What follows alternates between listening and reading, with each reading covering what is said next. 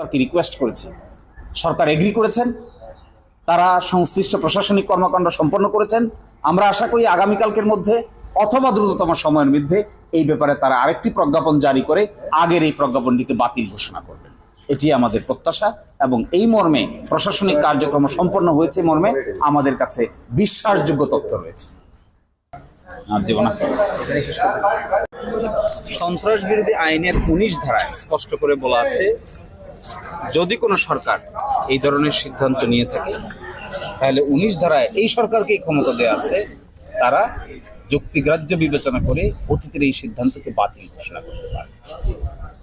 আমরা সরকারকে রিকোয়েস্ট করেছি, যেহেতু সরকারিভাবেই তড়িঘড়ি করে পার্টিকুলার পার্সপেক্টিভে এই ধরনের অসৎ উদ্দেশ্য প্রণোদিত সিদ্ধান্ত নেওয়া হয়েছে, প্রেক্ষাপট চেঞ্জ হয়েছে, নতুন রাষ্ট্র গঠন প্রক্রিয়া শুরু হয়েছে, এখানে এই ধরনের